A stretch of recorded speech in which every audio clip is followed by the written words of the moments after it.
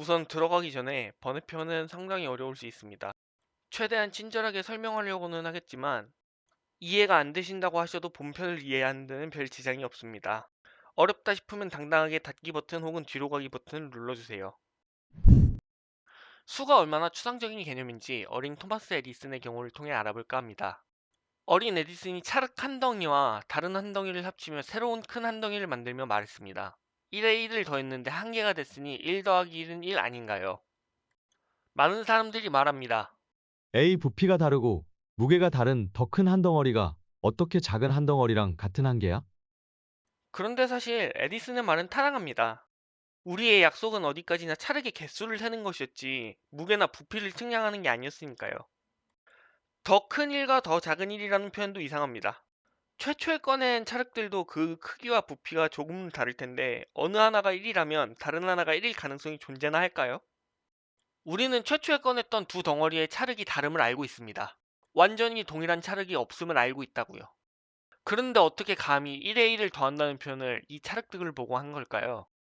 우리는 수를 세어가며 구성해 나갔습니다. 찰흙 한 개, 찰흙 두 개 같은 식으로요. 이건 하나의 약속이었어요. 그런데 우리가 알고 있던 약속이 깨져버렸습니다. 1 더하기 1이 2가 아닌 1 더하기 1이 1이 성립되어 버린 겁니다. 뭔가 잘못된 거죠. 우리는 여기서 중요한 이심을 품을 수 있습니다. 1이란 무엇인가? 그리고 등호란 같다는 것은 무엇인가입니다. 저는 1이라는 수가 너무나도 추상적인 나머지 그 피상적인 면을 다루며 이를 이해하려고 했습니다. 아마 어린 에디슨의 선생님도 비슷한 심정이었겠죠? 어떤 물건의 개수를 셀 때 우리는 적당한 오차 범위에만 들어가 있다면 같은 하나로 칩니다. 100원짜리 동전의 구석이 조금 달아있다고 100원이 아닌 건 아니잖아요.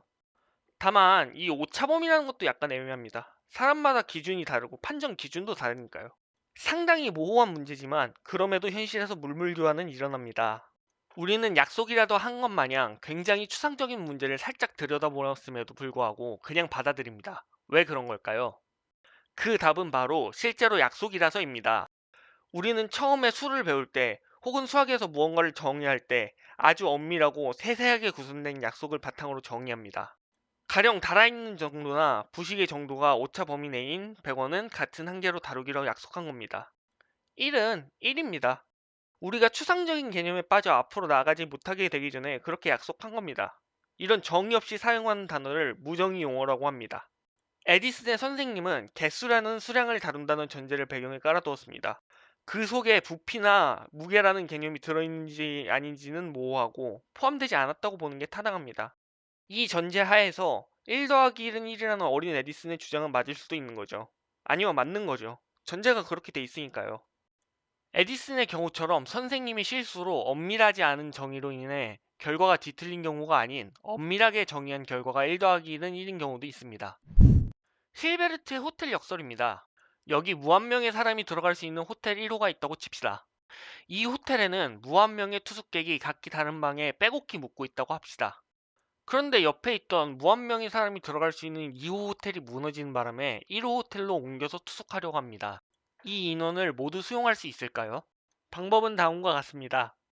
홀수방에 여태까지 묵었던 사람들을 순서대로 투숙시키고 짝수방에 2호 호텔에 묵었던 사람들을 묵게 하면 됩니다. 분명 호텔 1호에 호텔 2호를 더했는데 호텔 1호에 모든 인원을 수용할 수 있는 것이죠. 이는 무한대가 가지는 특성을 설명하는 예시로 자주 쓰이고는 합니다. 예로 든 힐베르트의 호텔 문제 말고도 위상기하학이나 초안기수의 개념에서 1 더하기 1이 1인 경우도 있습니다. 이는 이해하는데 많은 선행 지식이 필요하기에 먼 미래에 관련된 개념을 정리하게 되면 카드로 추가해 두도록 하겠습니다. 정의와 약속만 엄밀하게 잘 되어 있다면 1 더하기 1이 1인 수학이 있을 수도 필요할 수도 있는 겁니다. 다만 그걸 어떻게 정의할 것이냐, 그리고 왜 그렇게 해야 하냐는 문제는 존재하겠지만요. 수학은 하나의 언어입니다. 사람들과 소통하기 위한 하나의 체계이고 따라서 엄밀히 정의된 약속 위에서 비로소 의미를 가집니다.